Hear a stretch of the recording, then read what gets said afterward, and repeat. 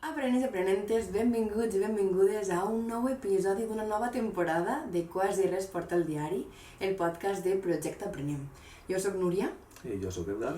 I avui parlarem d'un dels temes cabdals, no només dels exàmens, que ho és, sinó també un dels temes cabdals de l'actualitat a hores d'ara. Les intel·ligències artificials, segur que heu sentit parlar d'elles, no? I com ens afecten en el dia a dia, tant positiva com negativament. Totalment. Hem pogut observar que recentment hi ha hagut el sorgiment d'un fum d'intel·ligències artificials, aparentment. Tot és positiu, tot és meravellós i són un gran avanç per a la ciència i per a la vida, però cal parar esment i veure si realment és tan positiu com ens volen fer creure. Així no és, no? Perquè ara parlarem dels punts negatius, que és algo que quan anem gastant aquest tipus de tecnologia, ja siga per avançar en treballs, perquè tu pots fer la intel·ligència artificial, per investigar més tipus de contingut, com pot ser la creació d'imatges alternatives, no? Que no existeixen. A banda d'aquestes coses tan positives, pues, també pot tindre unes coses de connotació més negativa. No? Totalment. De fet, tornem a fer insistència del mateix. Van néixer com una autèntica revolució, són una autèntica revolució, però ja podem observar que certs països, com és el cas d'Itàlia, han prohibit l'ús d'algunes d'elles, perquè hauran vist, suposa, no? Que no és tot tan positiu. Sí, aquestes intel·ligències poden retindre les teves dades, no? Les teves dades personals, ja no...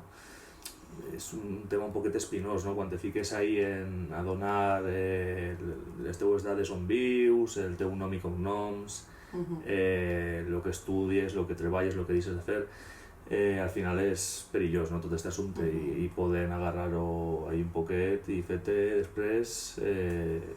Sí, patir. Cosetes, sí, patir. Totalment. Per tant, pense que podem centrar-nos avui en aspectes positius i negatius i anar comentant sobre la marxa alguns aspectes diversos que ens semblen importants o d'exemples d'algunes intel·ligències o de notícies, com és el cas del tema d'Itàlia, que són interessants amb el tema de les intel·ligències artificials. Jo començaria parlant dels aspectes positius, és a dir, dels avantatges que tenen aquestes IEs, perquè sí que en tenen, òbviament, i un dels quals, per a mi, és que augmenten l'eficiència, perquè és cert que la rapidesa amb la qual processen la informació és difícilment comparable amb l'eficiència humana, no? Per tant, podem dir que va molt més ràpid que nosaltres. Sí, a banda d'eficiència també et poden fer un treball, no? Hem vist exemples com són d'algunes intel·ligències artificials que poden fer un treball de la universitat des de zero, simplement ficant-li les teues dades, donant-li un parell de parauletes i et fan ahir el treball de lo que tu estigues estudiant, cursant o del tema que tu vulguis parlar i prou complet, no? Hem vist alguns exemples darrere la càmera i sí que inclús impacta un poc. Sí, com el poden fer un treball com pot ser de fi de carrera o del tema que sigui i el treuen molt complet.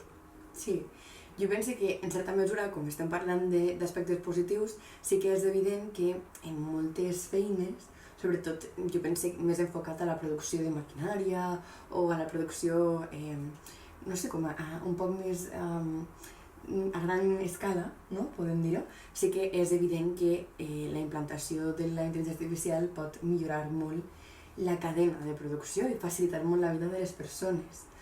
Ara bé, així jo penso que cal fer un incís perquè em sembla que caldria posar un límit i que no tot s'hi val, no? Sinó que hauria d'haver un límit que no hauríem de sobrepassar, perquè si no, penso que podríem tindre conseqüències negatives com, per exemple, la pèrdua de llocs de treball. Sí, és que ja no només aquestes intel·ligències són utilitzades per a el que acabem d'esmentar, no? Que és fer-te el treball del col·le o fer-te una imatge que no existisca en un joc de paraules combinades que fiques tu, o imitar la pintura d'un artista, no?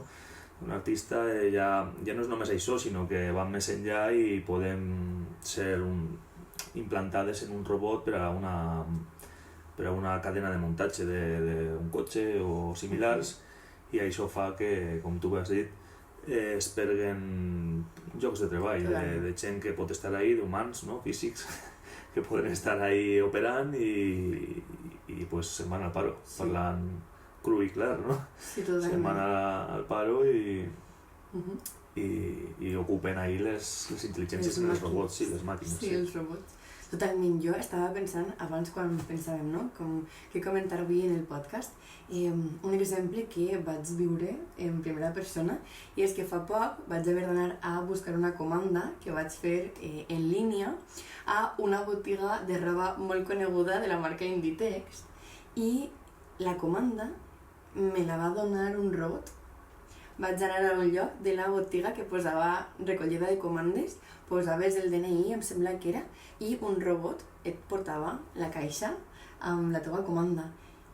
Eixe acte de donar-me una comanda que jo havia fet en línia abans l'haguera fet una persona humana. Una persona treballadora haguera vingut i m'hagués donat la comanda i m'ho va donar un robot. Em vaig quedar un poc pensant i parada, perquè com és un tema que tractem molt en els cursos, vaig dir, ostres, que fort, no? És la realitat. Em va passar a mi just esta setmana també, ara que estàs parlant també de robots i de comandes. En un dels paquets que vam demanar per a casa, com no estàvem en casa, el dia que tocava arribar, vam dir que els portaren a un lloc específic per a la recollida. I és el mateix que em dius tu, jo vaig anar, n'hi havia un casillero, no?, si es podia dir així. Sí, són com xicotetes caixetes, no? Em va passar també esta setmana, sí. I te donaven un còdic, tu el ficaves, la casella s'obria soles i allí no hi havia ningú. Simplement estaves tu en el teu còdic, la màquina en tots els paquets, cada un en el seu apartat, i tu fiques el còdic, s'obria el teu, l'agarraves i tancaves i te n'anaves. Vull dir, és veritat que un repartidor haurà fet que aquestes comandes i aquests paquets arriben a aquest casiller, però n'hi hauria més repartidors, no?, que treballarien si no fos per aquest tipus de tecnologia. Sí, els lockers. És que no sé com traduir un locker. És un casiller, no? Sí. Un casiller on pots anar a per una comanda. Totalment. Així que, d'una banda, em sembla que sí que evolucionem i que en certes feines és positiu, però ja hem viscut dues experiències en les quals abans veiem una feina que estava feta per una persona humana i avui dia és una feina que realitza una màquina, un robot o aspectes similars. Per tant, sí que impacta un poc. Sí, vaig veure,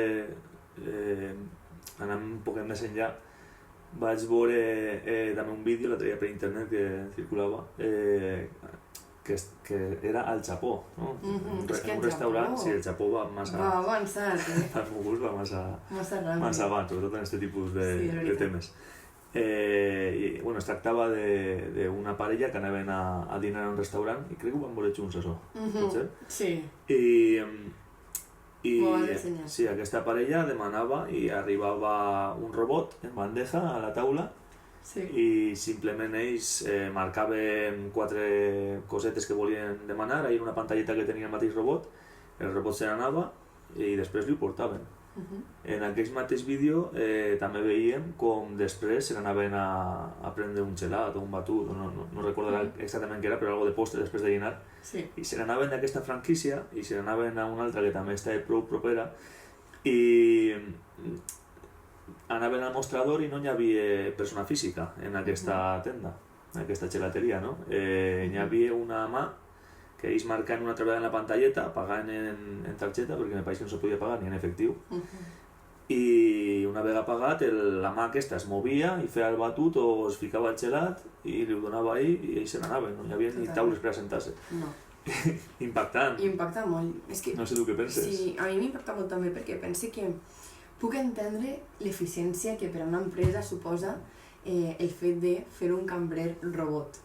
Puc entendre l'eficiència, però hi ha una ètica darrere, no? Està l'ètica humana que de vegades xoca, no?, amb el que estem parlant, perquè on queda aquesta ètica? Estem parlant en molts casos d'una atenció al client que avui dia fa un robot, i és que, de fet, també moltes aplicacions o moltes pàgines web que tenen un suport d'atenció al client, que és un xat en directe, és una intel·ligència que respon. Per tant, sí que és un poc impactant, la veritat. Sí, xoca. Està bé perquè de primeres és algo novedós, és algo que en teoria es fa per a fer un avanç, no? Per a millorar, però et dones compte que una vegada ho consumisses o ho has vist ja, potser és quan et pares a pensar un poquet en què passa ahí, en que hi ha gent que hauria d'estar treballant i no està, i totalment. I claro, ahí ve la part ètica, no? Un poquet. Sí. Jo també pense, per a dir un comentari a favor d'aquesta evolució que em sembla, ja dic, en certa mesura em sembla fantàstica i bona, m'agradaria pensar o dir, no, el que pensaven quan va tindre lloc fa molts segles la revolució industrial. Hi havia molta gent que, de fet, és un moviment que era contrari a les màquines en la fabricació de productes, perquè pensaven que aquesta implantació de maquinària de la revolució industrial faria que la gent es quedés sense feina. Sí. Va passar, sí. El que la gent també comenta sempre és que, encara que es perden llocs de treball, sempre naixen d'altres, no? Sí. Perquè hi haurà qui ha de crear la intel·ligència artificial, qui ha de mantindre-la, i per tant sí que no només perdem, sinó que de vegades també guanyem altres llocs, no? Sí. Però és evident que alguna cosa es perd.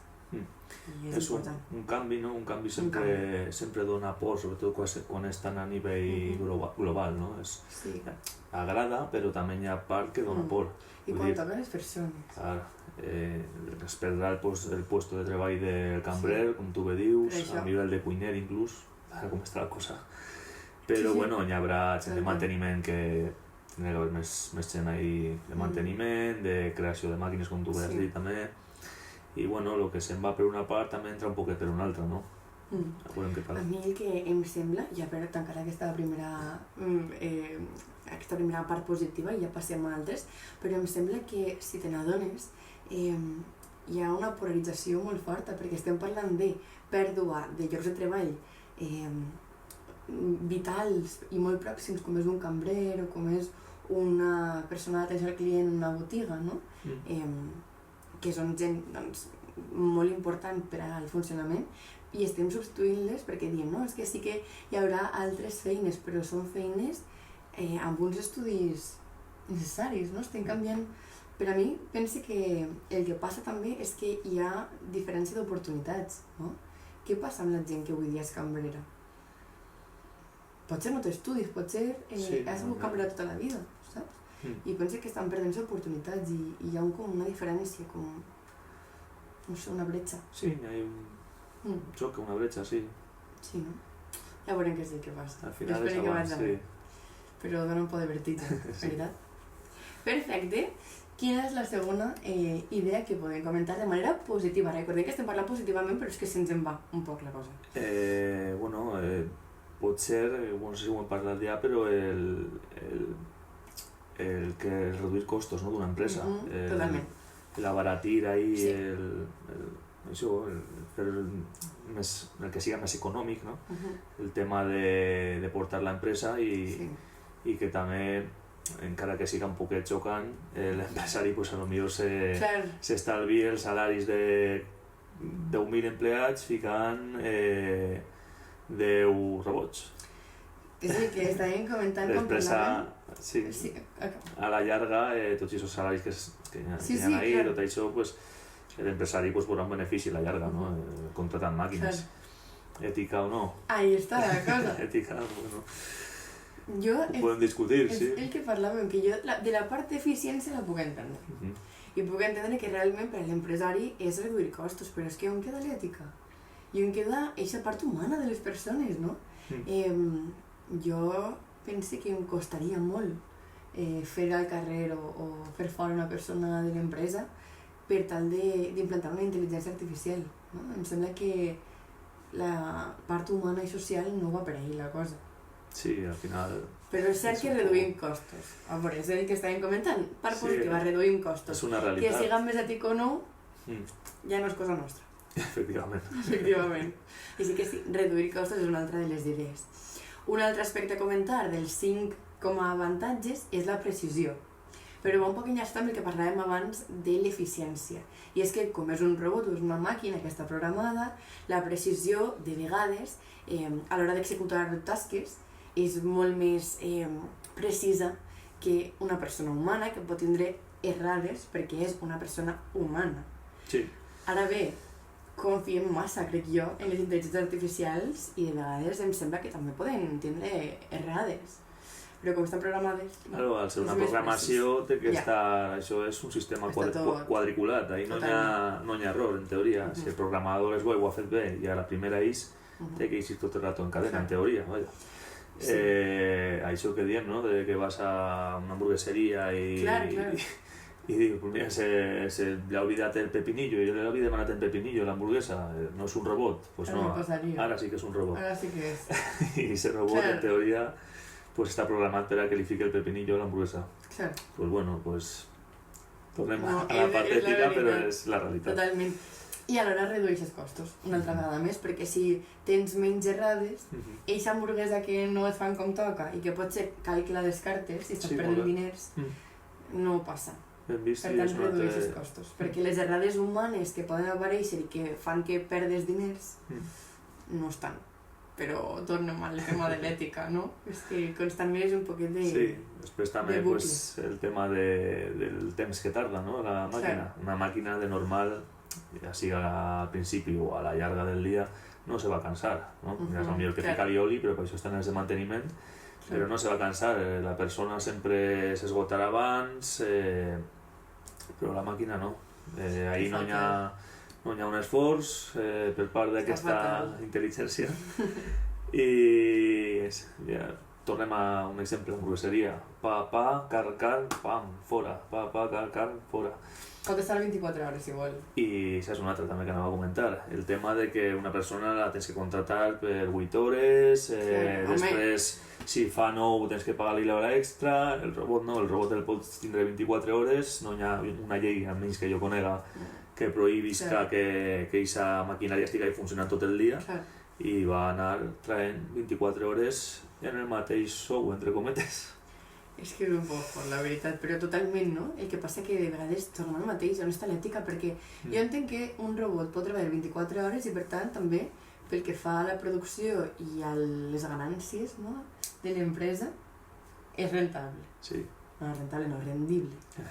Jo puc entendre, però és que què fem amb la resta de la gent que avui dia treballa? Què fem amb ella? És que també han de continuar vivint, no? I han de poder fer-ho dignament. Així que també passa. I un altre puntet, no? La millora de qualitat de vida, no? El que poden fer aquestes màquines, no? Te faciliten la vida, te la fan còmoda, després també és perillós perquè t'acostumes a això, i ara parlarem també de la dependència que et generen aquestes cosetes, però és això, no sé si vols comentar alguna cosa, però... No, a mi em sembla de les coses més importants, o dels aspectes positius més importants, perquè em sembla l'únic que realment, per a mi, té valor. És a dir, fer una intel·ligència artificial que puga millorar la qualitat de vida de la gent. Ahí està el meu límit, no? Ahí està el límit. Tindre una rumba que neteja casa em sembla una bona opció. Tindre un robot de cuina que et fa el dinar em sembla una bona opció, perquè ajuda a la qualitat de vida de les persones. Aquest és el meu límit. Compte, perquè... Ai, què passa? Perquè també, a lo millor, és veritat que normalment la funció que te fa la rumba, com has esmentat, no...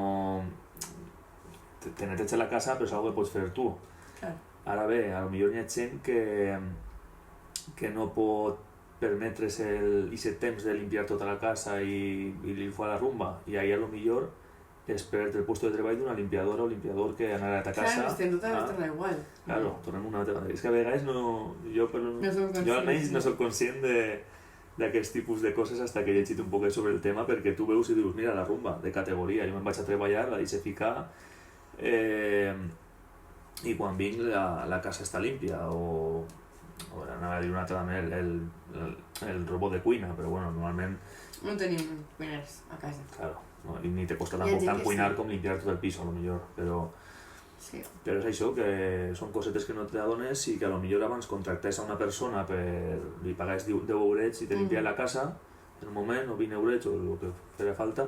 L'hora, important. Sí, bueno, jo no he contractat mai l'hora. Però no sé com es mourà aquest tipus de serveis, però que la feina que te feien abans algú, pues ara te la fa la rumba o la màquina de cuinar o sí, clar, que es perden llocs de treball. Que encara que sempre pensem en aquestes grans empreses que generen treball i que ara es fiquen un robot en la cadena de muntatge, moltes vegades una tonteria com la rumba també li està llevant a una persona el poder anar a limpiar cases.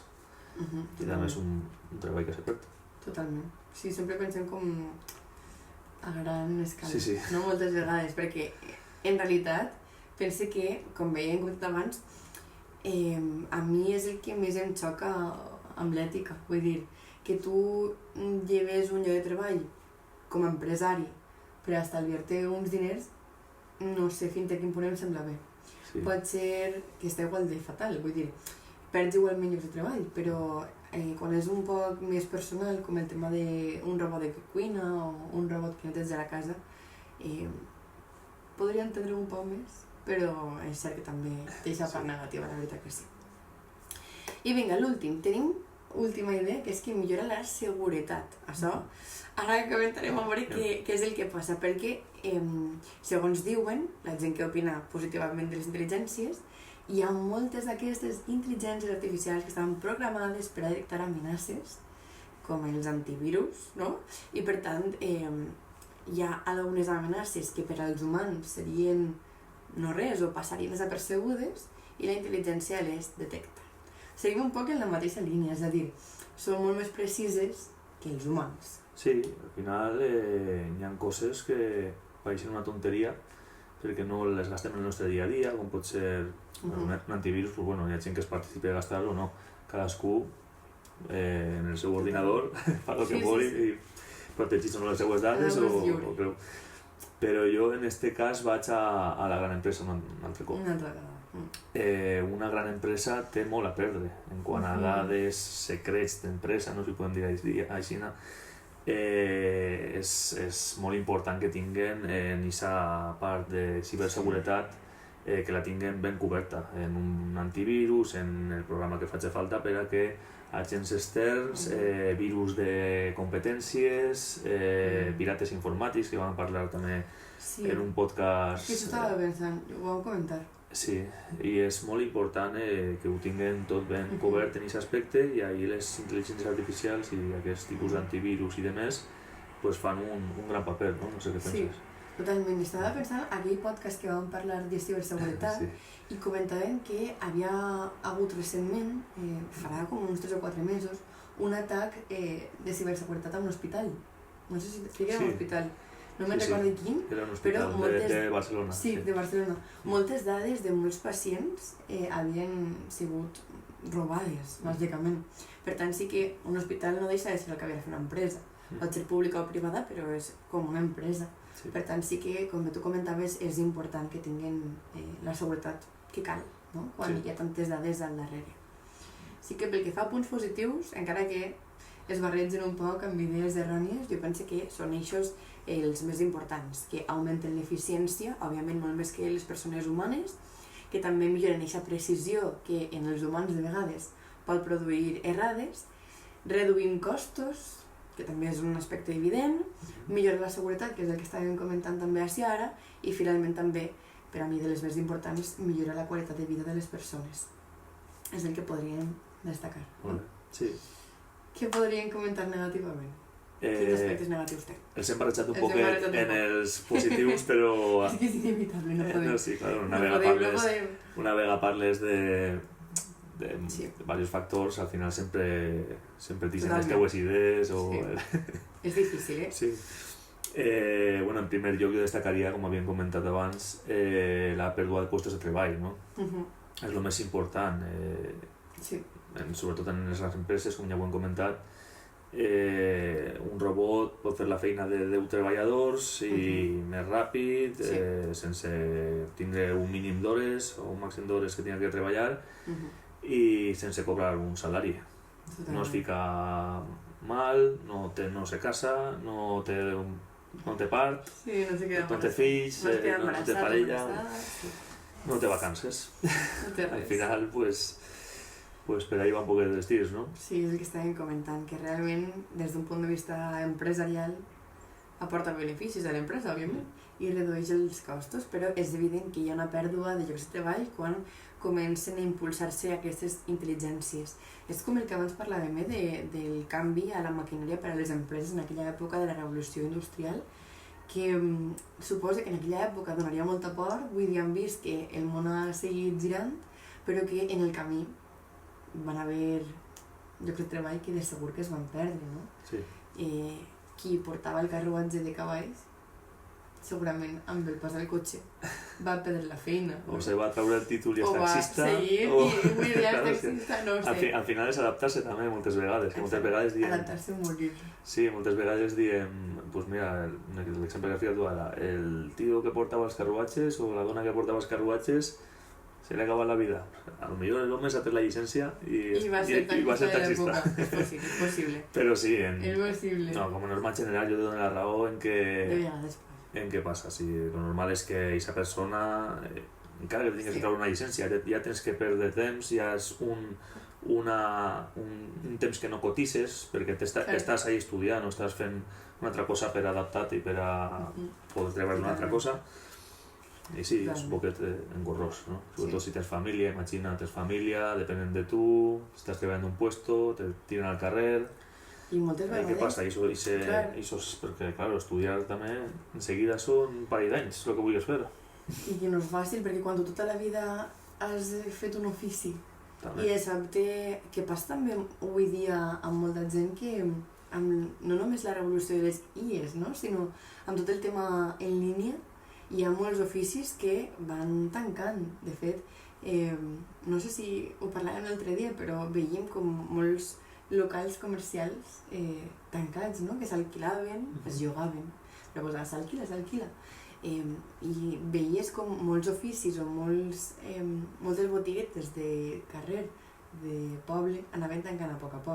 Per tant, sí que és evident que hem d'evolucionar, però no és tan fàcil fer-ho quan tens 50, una família, sí. I que et costa com reinventar-te i seguir, no? Tens gastos, tens històries, sí. És difícil, sí. És difícil. Bueno, un altre aspecte, sí. Em sembla que els més importants. Sí, jo ho havia esmentat abans, sí. Però no m'he explicat el que podia ser. Clar, exactament. Podem fer millor. La dependència tecnològica, no? Seria. Sí. I aspecte en el que te puga faltar ahí el algo, ¿no? En el moment en el que tu lleven, tu tingues ahí estigues ahí aferrat a això i et crea dependència, com el seu nom indica. Un exemple tecnològic. Si a tu et llevaren demà internet, creus que ho portaries bé? Quan podries aguantar ahí? Què passaria? Com estaria el teu estat d'ànim, no? Crec que ploraria. Tu ploraries? Jo crec que ploraria. Igual un dia no passa res, 2 dies tampoc, però... Jo el dia ho plore, Però si estàs un mes sense internet, jo i més avui dia com estan les coses, que tu el primer que fas a l'alçat és mirar ahí els whatsapps que t'han arribat, el Twitter que ha dit, bueno, X, ara és X, les xarxes socials que tingues, mirar-les, ficar-te al dia, no? Inclús el diari. Abans jo me'n recordo que mon pare mos alçàvem, anàvem a la panaderia i t'apropaves al quiosc a primera hora del matí i compres el diari. Ara també el tens en el telèfon o en l'ordinador. Sí. Tot. Sí, impacta. Sobretot estava pensant perquè és evident que qualsevol persona té una vida tecnològica, la majoria de la gent, però és que tu i jo tenim un treball que és 100% tecnològic, per tant, tenim Instagram de Projecte Aprenem i estem constantment pensant què fem, què publiquem i com avancem, i per tant no només és que ja en el teu dia a dia, en la part més d'oci, estigues constantment amb el telèfon o amb les tecnologies, sinó que és que també avui dia hi ha molts treballs que és que t'obliguen a fer-ho, no?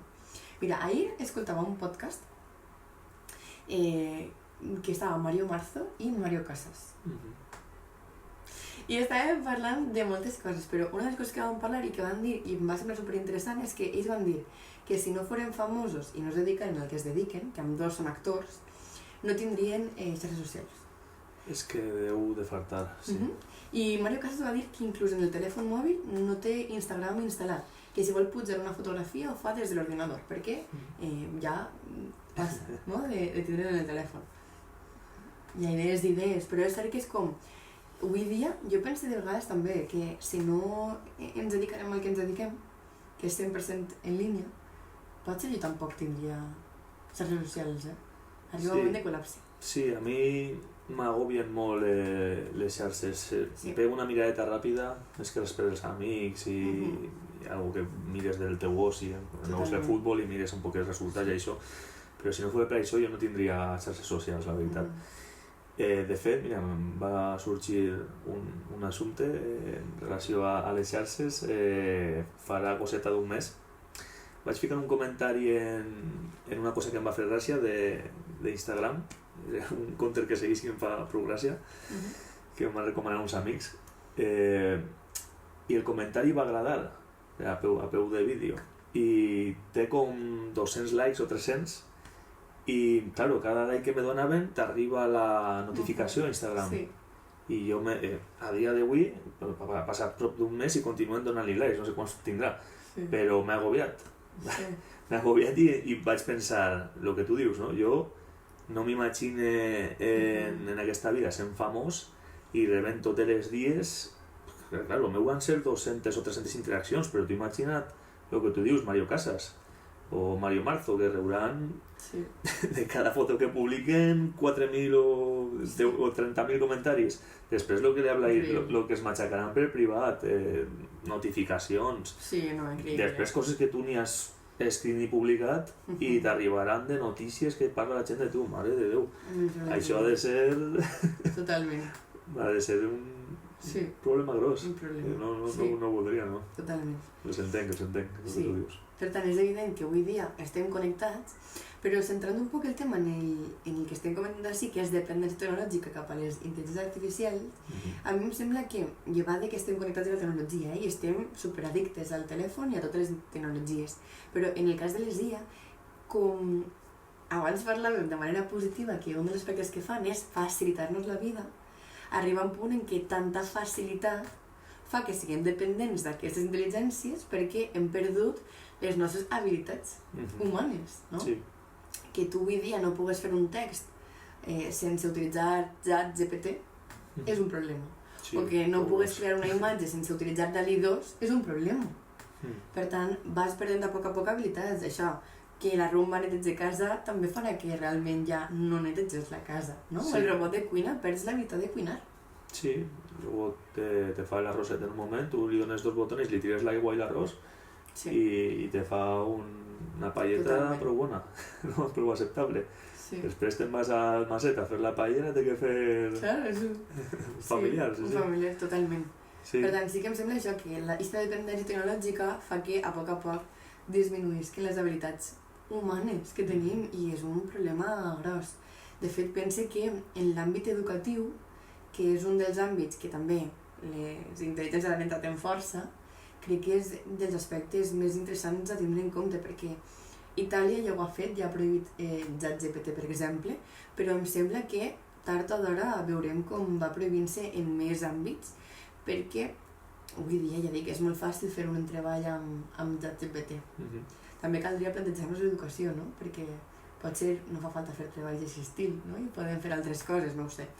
Però de moment el que veiem és que perdem habilitats. Sí, el que dius tu en el tema de prohibicions, que han prohibit el xat GPT, per el tema de que la gent pugui copiar o que es faci a la intel·ligència artificial, millor dit, el treball. Jo crec que també anirà el tema de la música, imatges, pintures que s'estan fent també en intel·ligències artificials, jo crec que també terminarà tan prohibit o penat inclús, perquè, clar, tu estàs llevant-li ahí a artistes el dret de poder crear, o estàs copiant-los, o estàs malbaratant també la seva imatge, inclús, podria dir. En aquest tema jo vaig sentir una cançó que et vaig ficar a tu, te'n recordes? Sí. Vam parlar un poquet d'això també. Molt fort. Tu me frenes, jo sempre tire d'anècdotes personals, però està bé. Si veus que divaguem molt, tu me... No està bé, però és molt fort, el tema de la cançó. Sí, jo vaig sentir per un compte d'Instagram també una cançó creada per una intel·ligència artificial que interpretava els artistes Rosalía i Quevedo. No? Pues la intel·ligència havia sumat els dos artistes per a crear una cançó conjunta d'ells dos i que tu,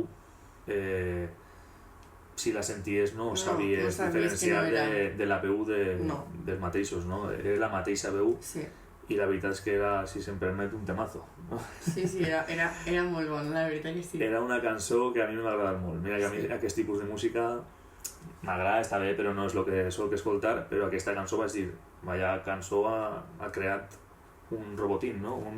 Una intel·ligència artificial. No sé com ho degué fer el que va ficar els comandos, no sé com es fa això, però bueno, va fer una cançó que si l'escoltes en la discoteca o de festa, bona cançó, te fa moure. Pues jo te la vaig ensenyar a tu, i te vas dir, mira quina cançó, sense dir-li que era una intel·ligència artificial, i vas dir, mira quina cançó, ha fet una cançó Rosalía i Quevedo, escolta-la. I la vaig ficar i te va agradar, una cançó més xula. I després vaig descobrir que era... Era una intel·ligència. Sí. És que impactava per el context també, perquè acabava de passar que Rosalía i Rauw Alejandro havien tallat la seva relació. I acte seguit creen aquesta cançó que parlava també de desamor un poc, no sé, per tant sí que donava lloc, no?, que pensaves que era real, i això és el que a mi em dona molta por, que avui dia pugues fer una cançó amb la veu d'una altra persona, d'un artista, i que no tot el món es pararà a pensar i veure i investigar si és o no és real. Per tant, de la mateixa forma que passa amb les cançons, que avui dia la majoria de vegades s'utilitza per a fer festa i ja està, no?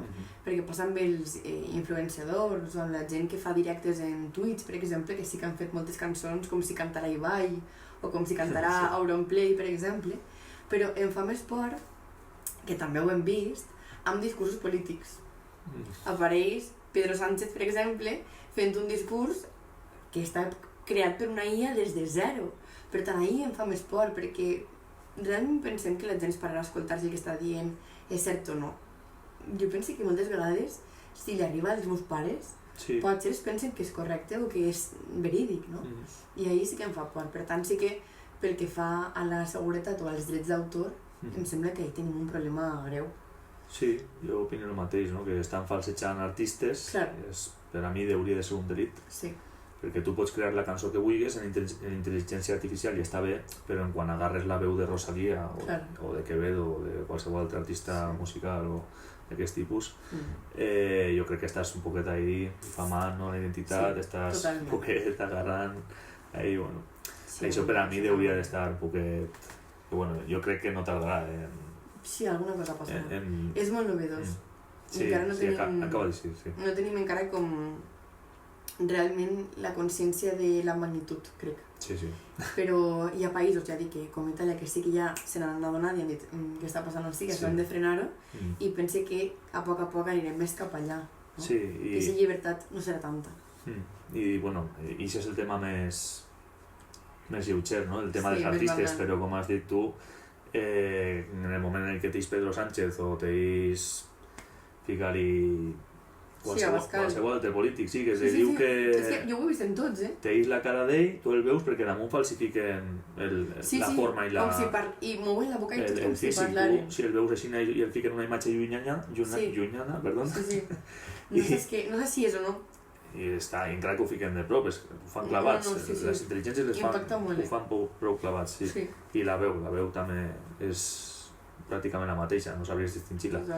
I en el moment en què tens un personatge d'aquest tipus i te diu que demà li declaren la guerra a França, potser nosaltres no, perquè ara mateix som sabedors de les intel·ligències artificials i ho busques i no trobes res. Però si això arriba per vídeo a WhatsApp a mon pare, a la teva iaia, que la meva iaia gasta WhatsApp, Si envien el vídeo a la meva iaia i li diuen que demà cau una bomba atòmica i ho està dient Pedro Sánchez, telefona de seguida. Pues igual pues comença... La pobra dona claro, no li fa falta igual mos busca a domicili en les Bahamas, van a Montoig demà. Totalment. És un poc impactant. És perillós, és molt perillós i és molt greu aquest tipus d'ús de les intel·ligències artificials. Tenim més coses, no moltes ja per a concloure, però sí que ens queda alguna cosa important. Una, per exemple, és la seguretat o la privacitat, que és que té problemes, tant de seguretat com de privacitat. Abans parlàvem que ChatGPT, per exemple, és capaç de fer un treball des de zero i que en moltes ocasions ja dic que facilita la vida de les persones, però també té aspectes negatius.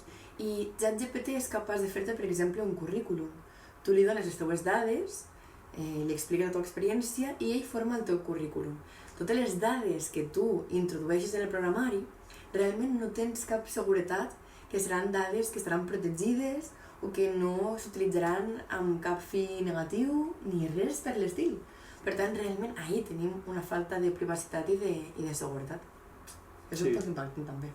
Sí, la veritat és que perillós, no? Sí, per la part legal... que et poden agafar, tu dones moltes dades personals, això està en un limbo virtual, si es podria dir així, no? Que tenen ahí totes les teues dades de forma informàtica i pot ser perillós.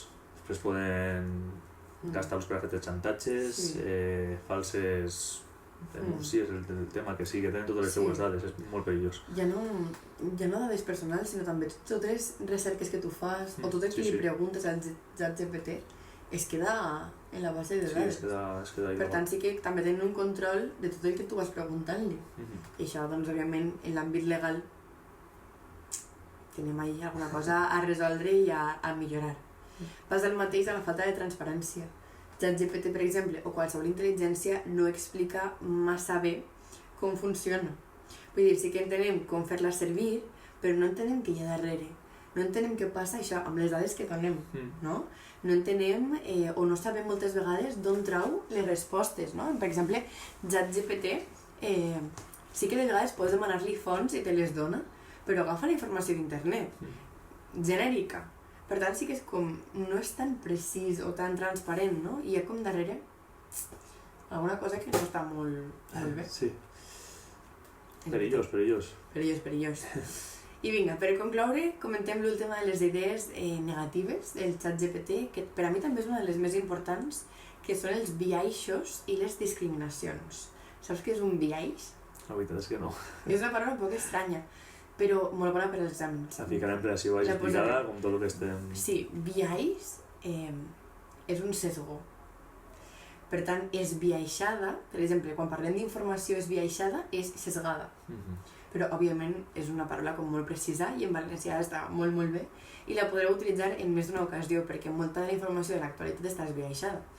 En aquest cas, què és el que passa? Com bé comentàvem abans amb el tema de ChatGPT, per exemple, no sabem realment d'on treu la informació. I, de vegades, pren decisions que estan molt marcades o tenen una ideologia molt marcada. Per exemple, ara està molt de moda preguntar-li a ChatGPT recomanacions. De fet, fa poc parlava amb una de les persones que jo preparo en este curs i em comentava que va anar de viatge a no sé quin lloc i li va preguntar quins plans podem fer per a aquesta zona. I ChatGPT de seguida li va traure com uns 4 o 5 plans, no? Esdeveniments xulos que podien fer en aquest territori. Eixa és una decisió que està prenent una intel·ligència. Està esbiaixada. Per què? Per què triar aquest lloc i no un altre? Per què te diu... Per què vol que vagis a veure una cosa i no una altra? Llocs on menjar, no? Per què te diu Foster Hollywood, Telepizza i no te diu Casa Pepe? Sí. Per què? Ho he pensat, però sí. Falta de transparència una altra vegada més. Per tant, sí que és cert que hi és informació esbiaixada moltes vegades. Hi ha biaixos i és informació d'una banda incompleta, perquè és cert que tampoc sabem d'on trauen la informació ni de les fonts moltes vegades. I potser no està contant-nos tot el que caldria d'una temàtica en concret i alhora les recomanacions que fa, per exemple, és perquè li ve de gust fer-ho. Misteriós. Misteriós, Misteriós. Així que, tela. És una de les temàtiques que últimament més apareix als exàmens. Podem preguntar de moltes formes diverses. i sempre cal parlar del mateix. Això és com a consell final. Encara que, per exemple, vegeu que el tema que vos posen és ChatGPT, o que siga DALL-E 2, o que siga qualsevol altra intel·ligència, la base del discurs és la mateixa. Aquestes idees que hem comentat ara d'aspectes positius o negatius, d'avantatges i d'inconvenients, cal que les tinguem en compte per tal de poder argumentar qualsevol tema que ens posen d'intel·ligència artificial. Perquè si jo he de parlar o saber-me aspectes només de ChatGPT, només de la DALL-E 2 o només de cada una de les intel·ligències, puc morir en l'intent. Aleshores, la idea està en que puguem tindre moltes idees que puguem reutilitzar en moltes temàtiques, dona igual com ens ho pregunten. Així que 5 idees a favor, 5 idees en contra, de segur que en tindreu moltes més. Poden dir-nos alguna més en comentaris si volen i tenen alguna de les idees. De segur que hi ha més coses, ha sigut molt improvisat això i de segur que hi ha molts factors més. Segur que hi ha molts més factors que no hem tingut en compte. Sí. I l'últim aspecte que jo vull comentar és que tant els 5 punts a favor que hem comentat com els 5 punts en contra de les intel·ligències ens les ha dites ChatGPT. Vaja. Li hem preguntat abans de començar quins aspectes positius tenia i quins de negatius. I el que us hem comentat és la informació que ens ha donat ChatGPT. Per tant, hem pogut comprovar que ha servit per a poder argumentar tant de manera positiva com negativa què passa avui dia, però segurament, com també hem esmentat, pot ser falta d'informació. Així que cadascú sabrà què és el que fa, sempre amb molt de compte, però hi ha una evolució per davant que serà interessant de veure. I que la puguem veure.